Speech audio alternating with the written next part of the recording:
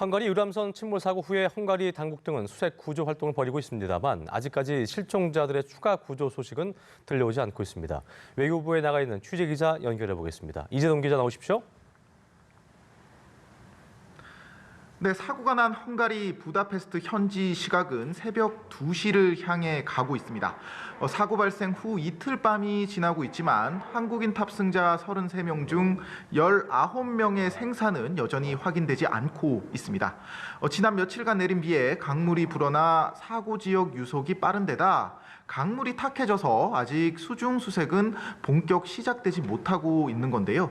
어제 헝가리 잠수부가 몸에 로프를 묶고 선체 접근을 시도했었는데 빠른 유속 탓에 오히려 크게 다칠 뻔한 것으로 전해졌습니다. 현재 헝가리에는 사고 대응을 위해 우리 정부 합동 신속 대응팀 49명이 파견돼 있습니다. 혼탁한 시야와 빠른 물살 탓에 우리나라와 헝가리 구조 수색 대원들은 유속이 느려지는 하루 이틀 뒤쯤에야 수중 수색 가능성을 다시 판단할 예정입니다. 자, 이 기자의 말이라면 가라앉은 유람선을 물 밖으로 꺼내는 작업 역시 쉽지는 않다고 봐야겠네요. 네, 그렇습니다. 현지 매체가 공개한 선박의 초음파 이미지를 보면요.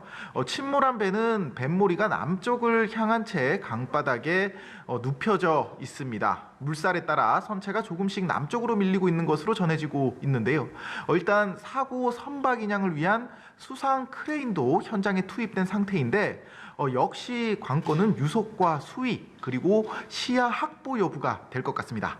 어제 강경하 외교부 장관이 헝가리 외교장관 또 내무장관 등을 만나 인양과 수색 작업 협조를 요청했는데요.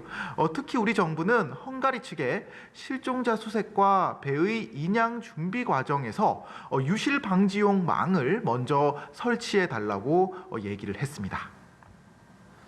자, 그리고 실종자들이 이미 빠른 물살을 따라서 하류로 밀려갔을 가능성도 클 상황인데 이 때문에 수색 범위가 점점 넓어지고 있다고 하지요? 네, 그렇습니다. 사고가 발생한 지 꽤 시간이 지난 만큼 이제 실종자들이 이미 헝가리를 벗어났을 가능성이 제기가 되고 있습니다. 우리 정부 역시 다뉴브 강이 지나는 국가들, 그러니까 크로아티아와 세르비아, 루마니아 등의 수색 협조를 요청해 놓은 상태입니다. 특히 헝가리와 붙어 있는 세르비아는 잠수부를 투입해 강 바닥과 강 둑을 살펴보고 있다는 게 외교부의 설명입니다. 잠시 뒤인 오전 10시부터 이곳 외교부 청사 상황실에서 중앙재난안전대책본부 회의가 열릴 예정인데요.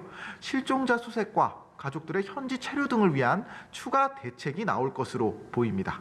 지금까지 외교부에서 연합뉴스TV 이재동입니다.